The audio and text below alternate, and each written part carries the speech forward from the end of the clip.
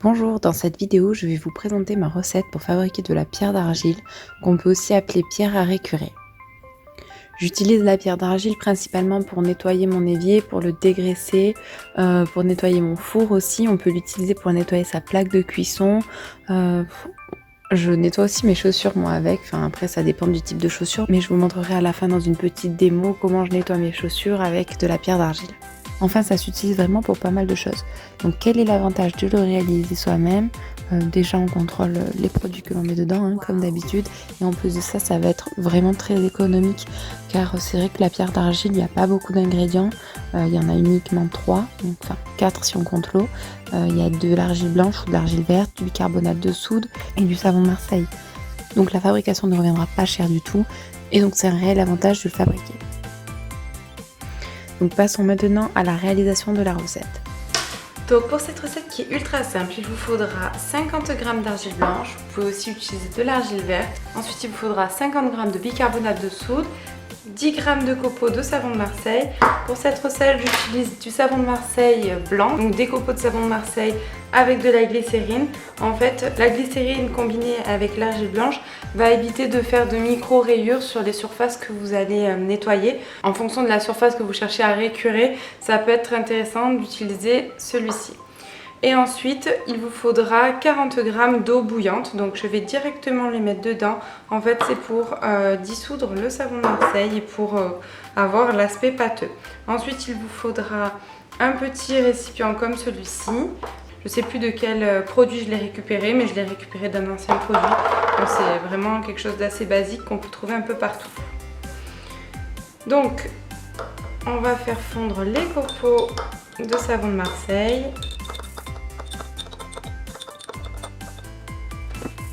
Donc grâce à tous les ingrédients qu'on va utiliser, on va avoir une pierre d'argile qui ne va pas rayer. Donc comme je l'ai dit déjà, grâce à la glycérine combinée à l'argile, on va avoir quelque chose qui va être nettoyant puisqu'on met quand même du savon.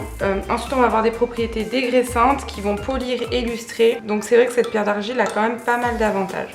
Une fois que les copeaux de savon de Marseille, donc là ce n'est pas encore le cas, mais une fois que les copeaux de savon de Marseille ont une texture gélatineuse, on peut directement les incorporer à notre mélange. En fait, ils vont se dissoudre lorsque l'on va mélanger la pâte.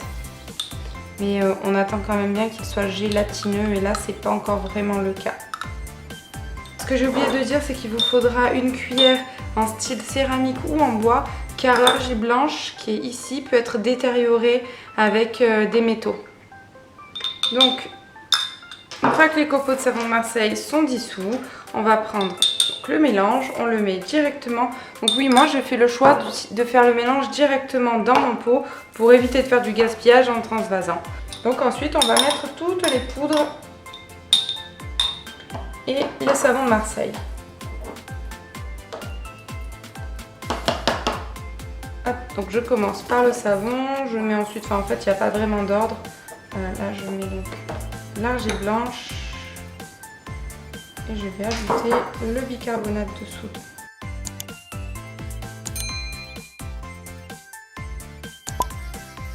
Au début on a l'impression que ça fait une pâte et qu'on n'arrivera pas vraiment à faire une crème. Ne vous inquiétez pas, en mélangeant un petit peu plus on obtient vite l'aspect crème.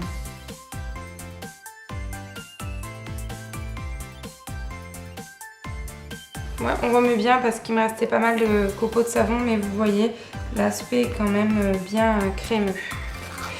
Donc, une fois qu'on a obtenu la crème, on nettoie bien les bords, on tasse bien. Et on va laisser sécher, après ça dépend de la température extérieure. Je dirais en plein été, avec les températures qu'on a en ce moment, vous pouvez laisser 48 heures et ce sera bon.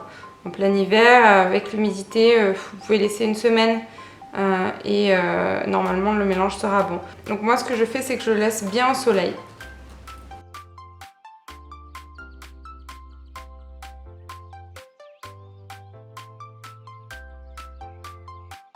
Donc voilà, là ça me fait un demi-pot à peu près de pierre d'argile. Donc on se retrouve dans 48 heures une fois que le mélange aura séché.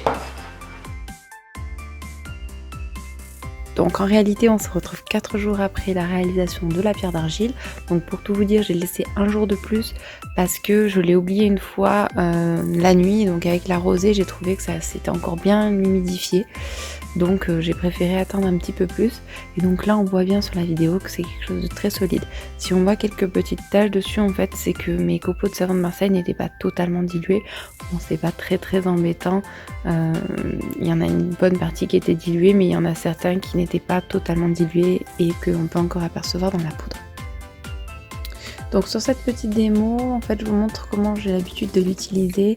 Donc en fait je vais venir frotter mon éponge ou une brosse sur la pierre, une brosse ou une éponge bien sûr humide, et ensuite donc je vais venir frotter sur l'objet que je souhaite récurer. Après son utilisation, moi j'aime bien laisser le pot ouvert pour le laisser un petit peu sécher et laisser l'eau s'évaporer. C'est un petit peu mieux. Après moi ce que je fais au final, c'est que je referme pas le pot puisque je m'en sers quasiment tous les jours. Donc en général j'ai le pot qui est posé devant mon évier et puis je m'en sers très régulièrement. Voilà, donc je ne sais pas si vous connaissez déjà la pierre d'argile ou la pierre à récurer, mais je trouve ça quand même très efficace. En tout cas, si vous connaissez, je trouve que celui qu'on fabrique maison est totalement efficace. Donc ça peut être pas mal de le faire soi-même. En tout cas, j'espère que cette vidéo vous a plu. N'hésitez pas à me dire en commentaire si vous utilisez cette recette ou si vous utilisez d'autres types de recettes pour faire votre ménage. En espérant que cette vidéo vous ait plu, n'hésitez pas à vous abonner. À très bientôt.